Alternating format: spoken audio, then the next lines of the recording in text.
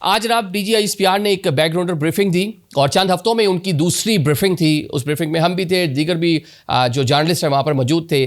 C D F chief of defence forces کا جو عہدہ 27ویں آئینی ترمیم کے بعد انٹروڈیوس کروایا گیا ہے, اس پر انہوں نے بات کی. کوشچن کیا گیا تھا ان سے کہ اس عہدے کو تھوڑا سا ایکسپلین کر دیں, نوٹیفیکیشن کب تک ہو جائے گا. تو انہوں نے کہا جی دنیا میں جتنی بھی ماڈرن آرمیز ہیں, اور کیونکہ اب جنگ ایک جو ہے وہ ماڈرن ہوتی چلی جا رہی ہے.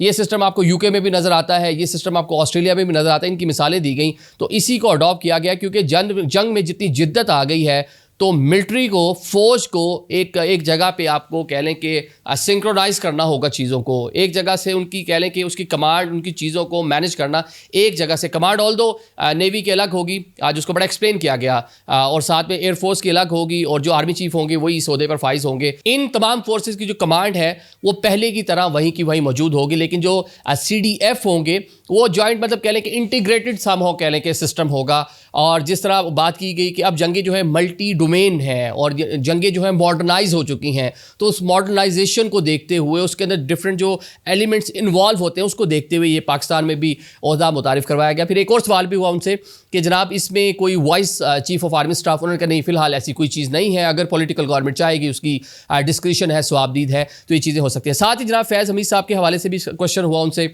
کہ ان کے حوالے سے بہت ساری خبریں چل رہی ہیں کہ ان کا کورٹ مارشل, ان کی سزا اور پورا معاملہ کیا ہے, کہاں تک پہنچا ہے.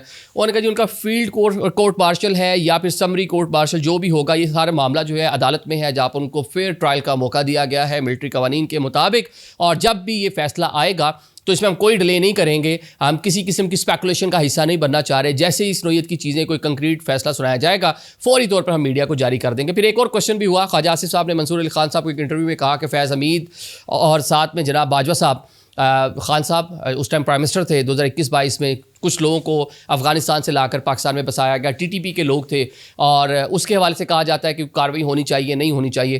تو اس پر بھی ان سے سوال ہوا کہ جناب وزیر دفاع جو ڈیفنس منسٹر ہیں خواجہ آصف, وہ کہہ رہے ہیں کہ جناب فیض حمید اور جناب باجوہ کے خلاف بھی کارروائی ہونی چاہیے, کیونکہ افواج, ہم نے پچھلی بریفنگ میں دیکھا گیا تھا کہ پولیٹیکل گورنمنٹ کا فیصلہ تھا. میں کہا پولیٹیکل گورنمنٹ کا تو فیصلہ تھا, آپ اس کے اوپر کرتے ہیں, یہ مطلب منصور صاحب نے کوشچن کیا تھا, جو باقی لوگ ہیں اس کے اوپر بھی کوئی بات کریں. تو انہوں نے کہا جی یہ پھر پولیٹیکل گورنمنٹ کا فیصلہ, یہ گورنمنٹ ہی ڈیسائیڈ کرے گی کچھ اس کے بارے میں کرنا ہے کہ نہیں کرنا. ان کو لے کر آنے کا پاکستان فیصلہ اس ٹائم کی پولیٹیکل گورنمنٹ جو چاہتی تھی کہ مذاکرات ہوں, جو آپریشن نہیں کرنا چاہ رہی تھی, جس کا سراس آج بھی وہیں کا وہیں موجود ہے, پاکستان تحریک انصاف, جس کا انہوں نے نام لیا بغیر تذکرہ کیا.